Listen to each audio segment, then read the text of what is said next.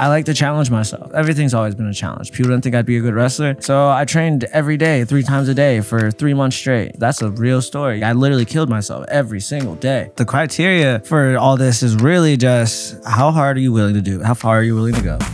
Welcome to Into the Multiverse, a podcast brought to you by Supermush, where we believe that mushrooms can actually change the world, and that if humans mirrored the magic and wisdom of the fungi kingdom, we would have a far more joyous and connected planet. Each week, we'll be meeting with thought leaders and experts to extract the best insights and stories across everything from functional fungi, psychedelic medicine, and so much more. Thanks for listening. Step into the multiverse with us. Hi, everyone. Welcome back to another episode of Into the Multiverse. We have 2 guests on the podcast today that I'm so excited about. Zion Clark and Craig Levinson. I'm going to read a little intro. I stalked you guys on the internet. Obviously, I know you, but I stalked you on the internet to gather some more of your resumes to share with everyone. And we have a really exciting conversation ahead. I've been talking to Craig at least about having this conversation with you guys for a while. And I'm really excited that people in your world are starting to come into the mushroom space more and share their stories. So lots of things ahead. I'm going to start with Zion. Zion, I read this came from your LinkedIn bio, but I love this. It says, you don't need legs to leave a footprint on earth. You're absolutely right. And I think that speaks for itself, but you do so many things. You are a professional wrestler, athlete, entrepreneur, speaker, advocate for creating a more inclusive world. And a lot of your life is just built around breaking down barriers and helping people reassess their limitations within themselves. There's so much to share about you. I strongly recommend that people watch the Netflix documentary. I think it was you or Craig told me to watch this Netflix documentary, and it's amazing. It really details the story of your life. So I'm excited to dive in more there. Craig is a friend that has been in and out. We've kind of touched base at different events over the last few years. And as I've gotten to know you more, I'm so impressed with everything that you're doing. You also are involved in a million different projects. You're an entrepreneur, athlete, creator, manager, trainer, founder of talent agency, which is the name of it, CL Talent. Yeah. Sure. And one of your current many roles is also managing and producing all this amazing stuff with Zion. So you guys are an amazing team. I love having 2 people on the podcast. And so we did this last time and it went over really well. I'd love you guys to introduce each other. So maybe like 2 minutes. I would love you to share about each other and also maybe just the most important lesson that you guys have learned from each other. This is Craig. He's not that tall. I'm just kidding. No. Well, Craig is a good dude. You know, he's ever since day one, you know, he's always been super approachable, super friendly. You know, before we started working, it's more about building a relationship and becoming friends to strengthen the bond. So when we go out and do all these amazing things, it's a good synergy between us. So like the bigger things that we do, the more in lock we are. And like him as a person, he works super hard. He doesn't sleep. He's on his laptop throughout the night and throughout the day. And he goes to the gym sometimes with his laptop, I feel. And but no, all jokes aside, no, he works really hard and he's really about like doing what's best for himself and for what he's trying to build. Beautiful. Awesome. Yeah, I mean, you know, we've been friends for about 5.5 years now. As he said, it started as a friendship that developed into us having a working relationship, which I think the best bonds are established and foundationally through a friendship, because that's where the trust is established. But Zion's taught me a lot about perspective, the power of perspective in life, because growing up very differently to him, I view things from the lens of what I know, and learning and understanding that he's grown up in a whole different circumstance and environment to me, even physically how he sees the world, has taught me a lot about the power of perspective. And you know, his story of overcoming obstacles and challenges has been extremely powerful and opened up my viewpoint to see things differently and realize we're all very differently in how we see the world, but we can have commonality behind our value system and those things that what we're trying to do in the world. You guys have a really inspiring mission, and you know, every piece of content that I've seen you create is really centered around a lot to do with mental health, as well as so much of your So much of your content is around, athletic performance and physicality, but so much of your message really is around mental health and resiliency. And so that's kind of the angle that I want to start with. Can you share a little bit about both of your, we'll start with Zion, then go to Craig, but your mental health journey and where you've landed today and how you kind of perceive mental health as a part of your life? Yeah. My mental health for me, it's important. Being able to have a clear head when you're making very decisions that will affect, how something might go or how something you're putting together might go. You want to have a clear head when you make all these decisions. And mental health, sometimes you don't always get to talk about it, especially in men. And it's like, for me, growing up as a kid, I was taught that, the quieter I was, tougher I was. When something went wrong, you just kind of sucked it up and just kept pushing forward, even if it was something that was extremely bad. You just sucked it up and kept going.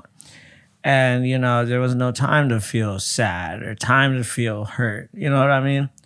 And that was kind of my situation, since I didn't have family, or sometimes I didn't have a place to live, or food or clothes. You were just taught that this is what it is. This is what life is. Don't talk to nobody about it. Just kind of move and just get through it. But the older I get, I realize that, okay, I remember I was older, I was in college. I would freak out sometimes in practice. And it's because being wrestling at a high level in college, you were really just battling somebody every day, starting at 5 a.m.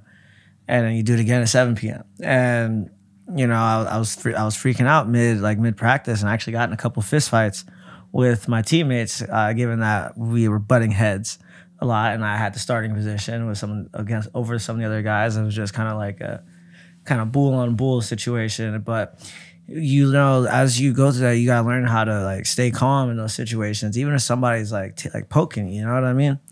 And it's about just mental fortitude and getting the job done. But at this age, especially I'm 26 now. At this age, after all the things I've accomplished, all the records I've set, all the things that all the way from getting myself out of my hometown over here to California, it was more of a, okay, I need to be solid in my decisions. I need to not falter, but at the same time, if something's bothering you, I'm gonna talk about it this time. I'm gonna talk to somebody about it, or if I have a problem with somebody, instead of just being quiet, you talk to them. Not hey man, I got a problem with you, but more of hey man, you need to sit down real quick. We need to talk respectfully. I'm not happy with this situation, and that's I'm not perfect at it. Nobody is. If you are, you're a liar. But at this day and age, you can, the better you are able to approach people, knowing that you can confide in somebody that will understand where you're coming from, or somebody will literally just listen. For me, for men's mental health, that means a lot to us, I feel. And that's where the team that I have surrounded with me, I feel like I'm able to talk to any which person I need to, if I need to talk to somebody about something, rather than just being man, I'm so upset. This is just going to bother me for the rest of the day. No, just get it, either wait till later or talk about it then, but at least talk about it instead of kind of bottling crap up. And from a physical perspective, they're doing so many interesting studies on this, and this has been around forever, so this isn't new information, but when you don't talk about things, it gets trapped in your nervous system, and it's what manifests in disease. And so they're actually able to map that out very specifically. I have a friend that's working on a super interesting company, and it's through a set of survey, basically identifying at what point in your childhood you trapped something inside of you, and then how it slowly manifested in disease and inflammation in your nervous system over the course of your life. And so everything you're describing is kind of from the other side of things. And so do you feel more balanced now after you've started to communicate more? Yeah, definitely I do. But at the same time, I'm a fighter. And so yeah, I also operate in chaos kind of for the most part, and I'm not saying that in a bad way, but doing what I do, there's nothing peaceful. There's a peaceful aspect to it, but the actual action of doing what I do is not very peaceful. You know what I mean? But physical training's also that it builds the it's mental an outlet. It's an outlet to release emotion and stress, and the same way you talk about speaking about something, physically doing something. That's why the release of endorphins and that rush you feel of just, health is way beyond what you look like. It's how you feel. How does your mind work? How do you operate? So it's way deeper than that. So when you speak about mental health, I think the foundation of success is your health, but mental, physical, and spiritual, having a strong relationship between all three. And they work symbiotically between, the three of them. You can't just look good and not feel good. So kind of go hand in hand. What is your journey been specifically? Like, same question for Zion.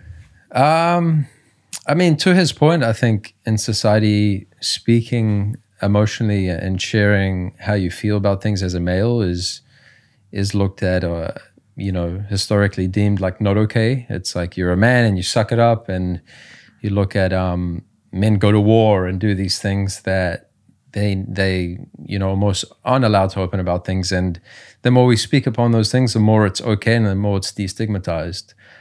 So, I mean, I come from great parents. My mom is very like open and loving and always like, my dad on the other hand had a tough childhood and was always told not to speak and not to do things. So like, I have both sides. Like, I have a little bit of my dad that struggles emotionally to open up through his traumas. And then my mom's like the complete opposite, where people gravitate towards her and she has this loving energy. She takes care of kids for a living. Like, she runs a daycare. So she has a natural gift. So I find myself balanced of the two of them. But personal journey with it, I have family members that struggle with mental health, and I've seen how it's affected them. I've lost a brother from mental health issues. So it is something that, is important to me, and using my voice and impact and my story and what we're trying to do in the world to make a difference. But yeah, so it is something very personal to me. It's something I think the more we speak about, the more we make it okay to speak about what you're going through, the more that barrier and walls removed in society, and it's less stigmatized, and it makes people feel safe and okay to like talk about their feelings. Hi guys, taking a brief second away from the show to tell you a little bit about our sponsor. Supermush is our brand inspired by the 60s and 70s that makes the most delicious and effective functional mushroom supplements. Our newest and best-selling products are Sex, Energy, and Sleep Gummies. They're sugar-free, they're delicious, and for listeners of this podcast, we have a special discount code for you. It's ITM15, and if you want to try our gummies, use ITM15 at checkout. You can find all these products at supermush.com. For a lot of people, this is also a very stigmatized topic, and it's becoming much more approachable, mainstream. Everyone has different words for religion, spirituality, but I'd love to hear, and this is kind of the entry point of when I want to start talking about psychedelics and mushrooms and how these play a part in your life, but specifically with spirituality, the creator, light, God. What is your connection to that? And has that developed over the course of your life? And where does it stand now? Spirituality has always been up and down for me. I'm a God-fearing man. I've grown up. Part of the reason why I'm a musician is because of the church. It's actually the main reason why I'm a musician is because of the church. But I, when I was a little boy, I was about 3, and I was got to wail on the drums at church. And when I was 5, I was rocking a full 10-piece drum set. And by the time I was 10, I was head drummer at my church. And by then, it wasn't because of anything other than when it comes to spiritually, my spiritual gift I felt was to create music. And so I learned that. I learned the drums, I learned the trumpet, I learned the guitar, I learned the bass guitar, I learned piano, I learned as much as I possibly could and studied it until I mastered it over a span of so much time. And for me, that's how I feel like I connect spiritually with myself, mainly is by creating music, surprisingly, out of everything else. I love that answer. How about you, Craig? Yeah, definitely spiritual, definitely more on the side of spiritual than I am religious. Grew up like in a Jewish household where I was never like forced upon me to do certain things, but appreciate the fact there was structure and value system that I think does come with religion. It's the community building, especially Jewish culture is very supportive of how the culture has been established. I mean, historically, a very small percent of the population. So, to be able to still be around, had to have bonded together community-wise. And I think that's taught me a lot of how I was raised. And then I moved to at 19 by myself and didn't have essentially anyone around me to like continue instilling that religious side of things. And that's when I opened up spiritually and dove further into the path of spirituality and understanding that we're from this earth, and I believe there is a higher power, and but we're all a part of this. And it doesn't matter what religion you come from. It's having good morale and ethics that's more important to me than religion. It's your value system of you don't necessarily need religion to have a good value system, right? And to have good morale.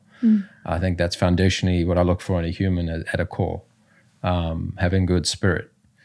And, the space of psychedelics has definitely opened my mindset up and created more conscious awareness about the world and being able to view it from like a deeper lens of understanding. I think psychedelics can open your mind up consciously and create a deeper sense of conscious awareness of how you see the world. I talked a little bit about perspective before, and I think they're very, very powerful in getting out your own head and seeing things from like a different lens and perspective that you might not have never been able to create without them, right? At least to shift you to see things differently, that then you can use your own further knowledge and understanding to dive further into. But it's just that shift that can change things and see things from a whole different perspective. So the first time in a lot of people's lives, myself included, that you have this experience of we are all one thing. And that's the most common line of language that people have, that people say when they emerge from a psychedelic experience. We are all one, or we are all one consciousness. And I remember the first time someone said this to me before consciously exploring with psychedelics, I was like, that's stupid. Like, I'm in this body, you're in that body. Like, we're clearly not all one, because we're so disconnected from the fact that we are all part of, we are a part of nature. Yeah. And so I like the way that you framed it, and I think it's a good entry point to psychedelics, because this connection, and the reason why I asked the question about God and spirit is, there is so many beautiful stories out there of people reconnecting from feeling very, I am an atheist, and feeling very individualistic, and then entering the world of psychedelic or consciousness, state changes. It doesn't have to be through psychedelics. And I want to talk about all the different ways that you can alter your consciousness. You guys are passionate about all the things, right? Meditation, breath work, cold plunging, all of the things. And all of these can elicit psychedelic-like states. But I'd love to start there. I'd love to hear about how mushrooms, we'll start with psychedelic world, and we'll kind of talk about functional mushrooms as well. But how have psychedelics come into your world, and what does your relationship look like with them now? I don't like to do shrooms straight up. I just don't like it. I'm just going to be honest. Yeah. But I like to microdose. So you like to do shrooms, but just in this minimal dose. Yeah. You don't like to macrodose. Like I can't macrodose. There's no way. I've been there, done that. It was just. But you like taking small amounts, and like I'll do like a certain amount of small amounts where like I can tell like, okay, this is where I'm like at like a level where like I can feel it, but like I'm like still like highly functional. And so like for me, it's like when I do that, and like say I'm walking through like a park, or I'm walking through like walking on a beach. When you're just kind of like, when you sit there and just kind of completely relax and like feel your surroundings, you kind of realize that like the planet's alive. You know what I mean? It's like, it is, you know what I mean? But like, it's a more deeper realization, watching the whole ocean. And if you're on a cliff and you're watching the water move, that's like, it's like the earth, like the water, like the earth literally breathing, producing oxygen, keeping us alive. And like, it's all connected. You know what I mean? And that's how that's what that does for me. And for like spiritually speaking, I feel like I don't know if that's spiritual or not, but when I do that, I feel like a sense of just connection to like everything around me. You know what I mean? And I'm able to focus on a ridiculous level. And when did you start microdosing? I don't know. It's been like since I met Craig. Like, how many years ago was that? Yeah, like five years ago. And did you find that you were using it? Like originally, were you using it on a protocol, like for work? No, I was just trying it out and see how I felt. I might take a microdose before I went and gave a speech, or before I hopped on a plane. You know what I mean? Or before I remember one time I walked to the edge of this cliff, and just kind of sat there for like 30 minutes, like on purpose, and just kind of just crossed my arms and just watched like the water. And for me, like, I'm not just watching one spot, I'm like observing everything. And you just, once you're like, as you're breathing, you just like, everything has a pulse to it. You know what I mean? And if that's pure energy, you know? And for me, like, everything's energy transference. You know, you transfer energy, and you can transfer energy into things, you can take energy from things. And, you know, I feel like if we're able to see that, you know, and take energy from the planet the right way, we could prolong our time here. You know what I mean? That's beautiful. I like that description. I actually met you at that Poised Wellness event. Yeah. That's the first time I met you. Yeah. That makes a lot of sense. I was attracted to you because you were on mushrooms. Yeah. It's all making sense. That was an interesting drive, to say the least. I want to say. Craig, how about you? When did psychedelics make their way into your world, and what does it look like in your day-to-day now? I was about 5 years ago too. It was right after I met Zion. And I also microdose a lot. I enjoy taking a larger dose, like in nature, with a lot of intention behind it. Just completely removing myself from the modern day world and being out there and enjoying like a, you know, more macro dose in that environment only. But day to day, I microdose probably 4 or 5 times a week. And for me, it's like unlocked my human potential in my brain. It's like anything that was like a limiting belief factor has been eliminated. Again, like the consciousness or conscious awareness about things. It's almost like I do it actually before I box too. And the neuroplasticity and ability to learn new skills is extremely powerful. Like my brain operates at a way higher capacity while I'm on it. It's like, I think learning a new skill on mushrooms is very underrated, because like my brain just operates completely different. I'm able to learn things very quick and efficiently.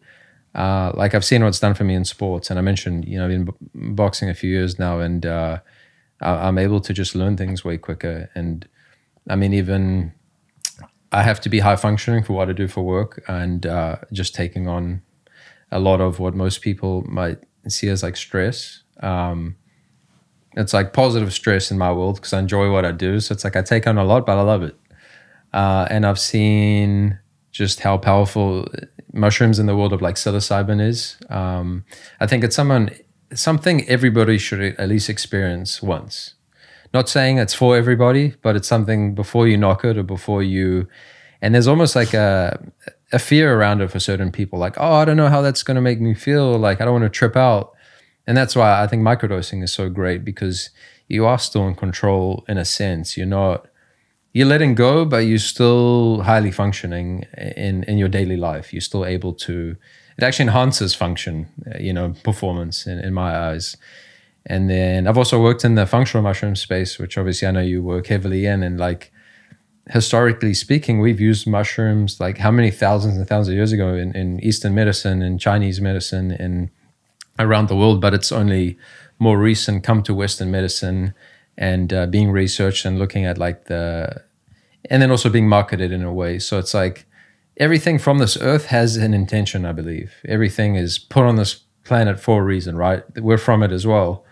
So I think it's cool that, and obviously also fun fact, like we're more closely related to fungi than anything else. So like, if that doesn't tell you, how important fungi is in our universe and ecosystem. And I mean, I don't know what else to tell you, but yeah, I'm definitely seeing how important both psilocybin and functional mushrooms are in all kinds of things. I like that you brought up the functional mushroom element of this as well. And I mean, I'm glad we started with this conversation too with Zion, because a lot of people have a fear around psychedelics because of these larger consciousness altering doses. And like the literal definition of a microdose is that it's subperceptual. So if you're taking the correct amount of a microdose, you're not supposed to feel it. If you do, that's amazing, but it's just not a microdose. Yeah. And it says the subperceptual nature, the way that it influences your neuroplasticity in your brain to allow you to learn new things quicker, better. And again, humans have been consuming mushrooms for thousands of years. And I love to give this example, but you can find a fossilized cave person with a reishi mushroom in one hand, which is a functional mushroom, non-psychedelic, and a psilocybin mushroom in the other. So these have been such a huge part of our human brain development. And as we have, humans have meandered through society, we have stopped consuming mushrooms and we've started consuming a whole bunch of other things that are not good for us, pharmaceutical drugs, Skittles, whatever it is, McDonald's. And so now we're having this resurgence of functional mushrooms and psychedelics into our society. And one of the biggest things that can push that forward is people that are high performers at the top of their game in all aspects of life, business, athletic performance, but specifically athletes, which is why you guys are interesting to this conversation. Because, when you see an athlete that is like top physical performer and they use psilocybin mushrooms or microdosing of a psychedelic to enhance their performance, it destigmatizes it in a way that it doesn't for other people. Because you see them really taking care of their health in a really beautiful way. So my point with you, Zion, I actually love to like double click on this, is the microdosing element is so important because we started a whole nonprofit around legalizing microdosing because it's so accessible to people. Yeah. You don't have to have, it can always work better if you have a coach and someone guiding you through it. But you can take a microdose of psilocybin and operate in your day-to-day life. It's not a 7-hour journey. So I like that you started with that. What have you noticed is different about your life? When I like contemplate how I'm going to do something to like achieve it, I feel like I think more clearly how I'm going to get it done. And I feel like the execution is a lot more efficient, honestly. Started microdosing and like, for instance, I was on a microdose, maybe that was a macrodose. But I called Craig at like 3 a.m. one time. I love how you started. I don't macrodose, but maybe I was on a macrodose. But I called Craig one time. Remember when you threw me at the basketball hoop, dude? Yeah. I was on a decent dose of shrooms, and like I was like, this is how we're gonna do this. This is how this is gonna go down. Remember, I called him in the middle of the night, and I was like, dude. I was thinking so ridiculously clearly, and then the next morning, where was that? What was that?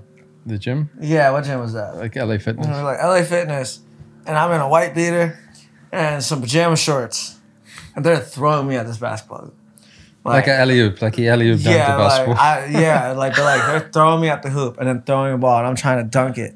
And it took like what, 3 tries? Yeah. And like since like I knew how I wanted to do it, I was like, it was the execution to perfect it came quicker. You know what I mean? Because I actually thought this out. Even though it was the spur of the moment, it's still like a completely thought out idea or thought. Same thing with this design.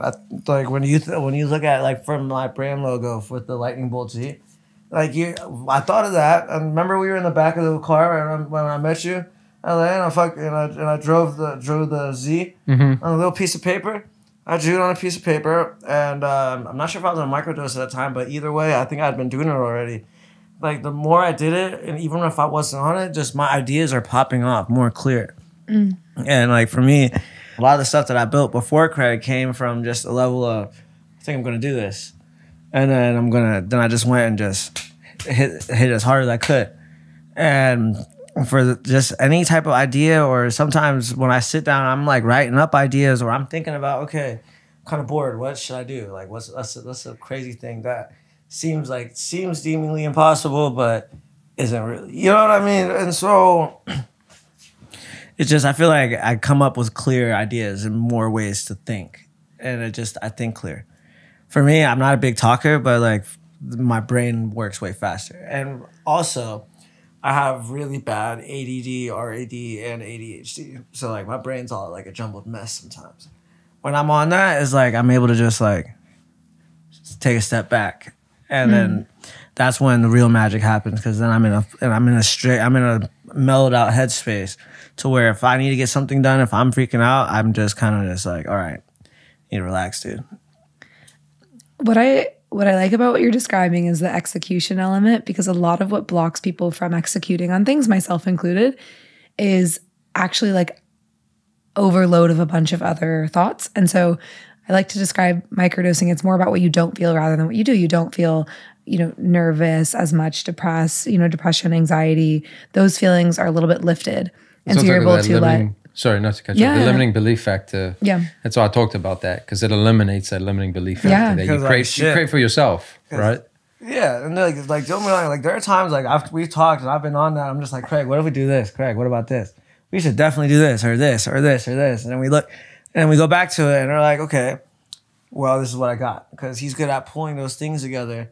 And that's the level of wavelength that I said that we built. It's like when my brain's popping off like that, it's like he definitely hears it and he tries to make it happen the best he can. You know what I mean? And that's like my thing is, yeah, I might have these ideas to execute. I might not always be able to execute them myself. So with having people like Craig and like the team that we put together and the people that we brought together, that's what makes it really happen. It might stem from here. And all I got to do is shoot it out clearly. So then like somebody can catch it and dunk it, if that makes sense. And it's also beautiful that you guys have, explored microdosing and like being, whether it's microdosing again or anything else that creates neuroplasticity at the same time together, you're changing your frequency, you're changing your state together. It's why doing breath work together and community is so powerful. But especially for creative projects, I have found very similar, a lot of magic when I do these state change things, whether it's cold plunging with people and then the ideas that come through together and with the combination of two brains. So it's cool to hear you guys talk about how your partnership and your working relationship uses this. I feel the same way about MMA though too. I do not microdose before I go train. That's just completely impossible for me. I don't know why. But regardless, with my mind thinking differently, like I've definitely leveled up the martial game in the last couple of years for what it means to be a martial artist and achieve some very high levels at it. And so, like, for instance, when you're training with somebody that's at an equal or greater high level than you, and you want to talk about your brain processing things more clearly, your brain doesn't work faster than when somebody's trying to punch you in the head. I'm just going to say that. And so when you're in that moment, when you're in that box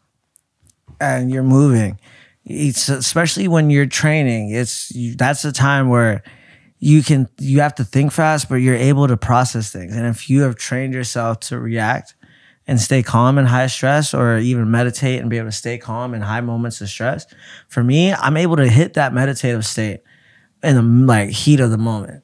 You know what I mean?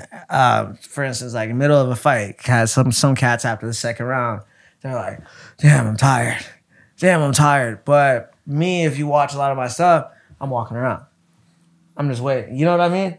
I'm just waiting. I'm not tired. Even in my last fight, dude's sitting there with his head down, sitting here like this, waiting to see who won the fight. You know what I mean? Because you find a meditative state and you run with it. For us, it's kind of like the flow state for a fighter.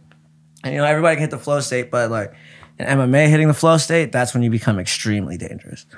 And for me, when I hit that meditative state, I get every takedown, I get every position, and I'm just flowing. And I'm not like forcing things. I'm sitting there moving. You throw a punch, I'm just gonna move, grab your leg, or you throw a punch, I'm gonna get out the way, grab your arm, and punch you, then grab your leg. Like it's some like real smooth, smooth transitions. And for me, like that's meditating for me, if that makes sense. And shrooms, and microdosing, there's one side of it where I'm like coming up with ideas to do stuff cool. Then there's the side of it that when I'm not on it, even just because I'm able to meditate that way, I'm able to access that same amount of flow state when I'm sitting there with the gloves on. The beautiful thing about it is, unlike pharmaceutical drugs, it creates lasting changes in your brain and permanent changes in your neuroplasticity. So if you go, if you do either, whether it's a larger dose of psilocybin mushrooms, the way that it impacts your brain, it removes you from your default mode network, it creates new neural pathways that you've never used before. So it actually is changing your brain chemistry. And if you look at brain scans, exactly what you're describing, it's not only the time where that compound is in your system. It creates lasting changes that affect, the course of your life. No, that's powerful that you mentioned that, because I think not a lot of people realize that. That's also why it's so good for trauma, right? Because it's creating those new pathways for how you see things and how your brain processes trauma and prior traumas and things. Yeah. I'd love to talk about your guys' mission and your passion and how all of the stuff that we've talked about fuels and sets you up in a way where you're able to accomplish that. You know, Zion, I read the tagline of your LinkedIn bio, and you guys are doing so many things. But really, if you had to look at, you know, the coming years of your life, what is the mission that you're on? What impact do you hope to leave? I definitely want to leave an impact to help all the unfortunate kids around the world, from foster homes to homeless to everybody, so we can still have a future generation like too. And I also want to be known as the most dangerous man on the planet. That's like a very serious goal I have. What is the criteria for that? You gotta just be top dog. You gotta knock everybody out, and you gotta win every match, and you gotta just dominate every single time you step out into a mat or into a cage. All right. Is there a timeline for that, or is it until I can't move anymore? Is it specifically as it comes to wrestling?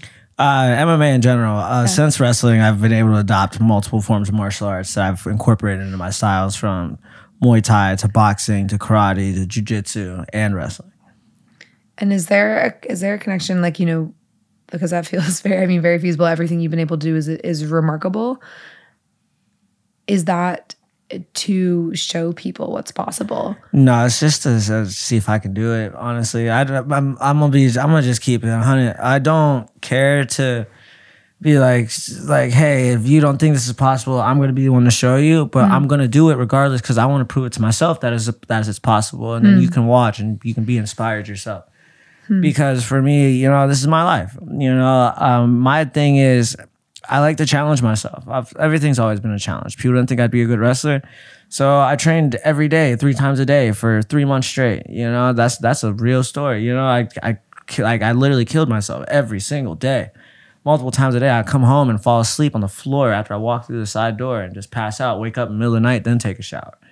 Then I wake up, be 6, 7 a.m. I'm back on the wrestling mat again for like about 6, 7 hours a day. You know, the criteria for all this is really just, how hard are you willing to do? How far are you willing to go? And, you know, if you want, do you want to inspire the world? Yeah, I do. But do you also want to be respected as the most dangerous man that steps into the mat? Yes, I also do.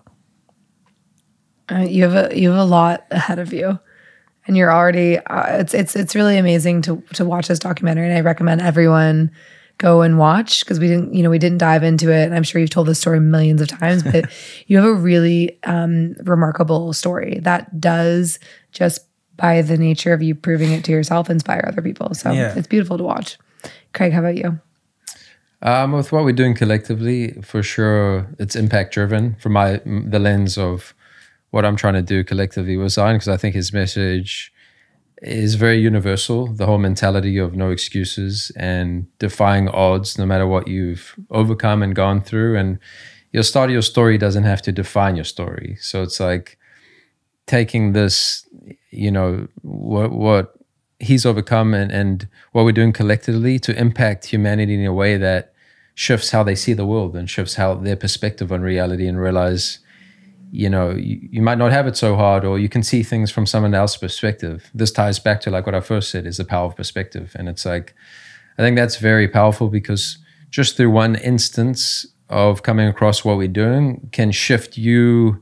I mean, which it has, you know, obviously I help do a lot of his marketing as well. And the personal stories of people DMing his page and, you know, they were suicidal, had lost their own limbs, had lost family members and didn't know how to cope, and come across and send a message like, wow, you just changed my life on how I see the world, or you gave me another day where, you know, I didn't take my own life because I just saw what you're capable of. So that's very powerful, and that's like a lot of the why and purpose behind what I think we do collectively. And then I'm personally like a very disciplined individual that is driven by wanting to learn things and do things, and you know, maximizing my time on this planet to say, like, don't limit yourself, like, be whatever you want to be, like, learn as many skills as you want to do the things you want to do what makes you happy. And that's my goal. To me, success is freedom. And it's allowing me and the people around me to have freedom to do what they want to do, whatever that is, whatever makes you happy, whatever you want to do with your time in life. But for me personally, it's setting expectation and challenge very high. Like, I want to set a goal right now. I'm inspired by friends and people around me, like Devin, for example. We share a mutual friend, but now I want to go climb Mount Kilimanjaro myself. And that's a goal I'm putting for myself, to say, like, I love challenging myself. You know, I'm a prior athlete and have that background. And now it's just a matter of setting expectation and setting the bar high, and then accomplishing these things, appreciating it, and then moving on to the next thing, and using that story to inspire other people around me to want to chase more and be more, and realize, like, there's so much more than how you see your reality, right? It's like, and that's what inspiration is, inspiring the person next to you. That creates compounding change to the next person and the next person. And that's how movements happen and positive change happens. Devin's such a good example of that. Oh yeah, Devin's a beast. We love you, Dev. we love you, Devin. No, Devin's episode on our podcast was awesome. Again, from the athlete perspective, and also just mental health. He has an amazing story of everything that he's gone through, but it helped destigmatize it for a lot of people that followed him and his journey and look at these other tools that we can have access to. You know, he obviously, if you follow him on Instagram, you see that he saunas and cold plunges, obviously. But microdosing and breath work and meditation flow state, I like how you described how it flows over into your MMA, are other tools that people can have to access higher states. A few last questions for you guys. Well, first of all, before we wrap it up, is there anything that was like inspired, or we triggered a point that you like wanted to drive home or share more about, anything we didn't get to cover that you would like to share to anyone listening? And FYI, the people that usually listen to this podcast are psychedelic curious. They're interested in mushroom world. They're interested in human performance. And a lot of people are looking for, you know, interesting ways that they can integrate these into their lives, and looking for kind of permission to do so. That's kind of like the audience that you're talking to. I mean, I would say just do it. You know, try it. It wouldn't hurt to try something one time, you know? For me, there's lots of, let's take food, for example. There's a lot of different food out there. And let's be honest, not all of it's good. But will I try all of it? Absolutely. Just to know that if there's something I am missing out on, that could be something that this might be my favorite food. You never know. To like try it. You know, for me, I would macrodose a little bit back in college, and I just didn't like it. And then I stopped for years, and then I met Craig, and then I started microdosing, and I tried it, and I was kind of a little on the fence about it.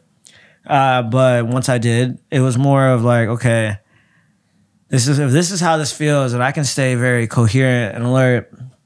Now that I know what this feels like, let's try to breathe. Let's try to just like chill out, you know? Just find that point of relaxation, I feel. And whatever makes you comfortable, do it. If it doesn't make you comfortable, I'm a guy that has no excuses on my back. So I'm just gonna say still do it. But you know, just do it one time if it makes you uncomfortable. You know, you're not obligated to do anything. But it's also something that, if you look at the studies, it could have a lot of health benefits, you know? Craig, how about you? Just, you know, the importance of like your mind and your mental health, and how foundationally you need that to be successful in anything else in life. Nothing else matters if you lose your health. And even more so if you go deeper into like your mental health. That's your stabilization. That's being able to control your thought process. So you want something in life, foundationally, make sure you take care of your mental health, and you do the things that are important to create a good environment and thought process, because now you become more efficient in anything else you do. If that's learning, you want to be a more successful business person, or your career, everything else is going to align by foundationally taking care of that. When that's gone, everything else is going to collapse like dominoes. So make sure you take care of your mind and your mental health, and find your thing that you connect to the most with. It could be multiple things, you know, from breathwork, meditation, microdosing, whatever your thing or things that you utilize to improve your mindset and your performance, then do that. I'm really excited to continue to follow your guys' journey, both on Instagram and all the different kind of like touch points and overlaps that we have, and to support in any way that I can. I would love you to share what you have coming up in the next 6 months? What people should be looking out for, things you're excited about? I'm going to be back up here training with my team Body Shop. Shout out to my boys. I'm going to be trying to book more fights, maybe break some more world records. I don't know if I can talk about that, but break some more world records. And what else? Just kind of win at life. I don't like to go set like, all right, by this time I want to do this, this, and this. Yeah, I want to give more speeches. Yeah, I want to make more money and I want to do all this stuff. But me, I just want to live and just feel comfortable with my own skin and where I'm at. That's what I've always been about. And I tell Craig all the time, I said, I care more about being comfortable than just like doing something. I don't care like what something's worth. If I'm uncomfortable, I don't want to do it, And so my thing is, let's push forward with more success, but be happy, be comfortable, feel good about what we're doing the entire way. Be in flow. Craig, how about you? Continue to, have the impact we're having around the world, create more international travel experiences, immersing ourselves into more cultures and places and experiences, and then personal goals of just accomplishing certain things that I want to do. I mentioned climbing Mount Kilimanjaro, learning an instrument. There's certain things that I want to do that I've never done, to continue evolving as a person and human, and through that journey, inspiring others to do the same. So, 2 last questions. One, logistical. Where can people find you? If you just look my name up, Zion Clark, you can find me on. You're everywhere. Yeah, Instagram, Twitter, Snapchat. I don't even think you need the Clark. I think you can just say Zion. There's one other one. So. Oh, is there? Yeah. Zion Williamson, gospel player. Yeah, there's me and then there's that guy. So look up Zion Clark. You can find me on all the social platforms, or you can find me on HBO or Netflix and stuff like that. And the Netflix documentary is called Zion. Yeah, it's called Zion. Got it. Craig, how about you? And me, Craig Levinson on all social. I'm also on Zion's bio for his Instagram, so you can find me there. It might be easier too, but yeah. Okay, the last question we ask everyone on this podcast, because it is inspired by psychedelics, and I love ending with this. We kind of touched on it, so if you say something repetitive, no worries. But what is the most important lesson that psychedelics, mushrooms have taught you? It has taught me to just flow. You know what I mean? It's taught me to just think clearly. And I definitely talked about this earlier, but it's taught me how to think clearly. I think the biggest lesson for me is to move with intention and a clear line of view. And if I'm able to do that, I feel like I can win at a lot more things. For me, it's the elimination of limiting belief. It's really like you literally create your reality through how you think about things, and it's that power of belief. And that's like the overarching, most powerful thing I've seen in psilocybin is because I've seen my personal success, how much it's grown from when that was introduced into my world. So in all areas, and even just knowing myself better, things like that. So it's that power of belief. I'm excited for people that know your work and look up to you guys in other areas to hear this conversation and see what it opens up for them. So thank you guys so much for coming on the podcast. Absolutely. Thanks for having us on. And we got to hang more. Craig, you got to come to our house. I know. We do a lot of fun parties. I'll be up here more and too. Then he's moving back. Oh, you're moving to LA. Yeah, all right, great. You too. Here, so, yeah. All right, we'll hang. I'm excited to continue to interweave and watch your guys' journey unfold. So thank you for coming on. Hell yeah. Thanks for having us. Thanks for diving into the multiverse with us. If you're interested in being a featured guest on the show, sponsorship, partnership, or you're just mushroom curious, we're always looking to expand our mycelium network. Be sure to follow us on Instagram at Into the Multiverse, where you can find clips from this podcast, psychedelic legalization news, events that we're doing, and so much more. We've also created our own in-house consumer lifestyle brand called Super Mush. We make mushroom mouth sprays. We make a whole line of mushroom streetwear. You can find it on Instagram at Supermush or online at supermush.com. We'll see you next week. Much love.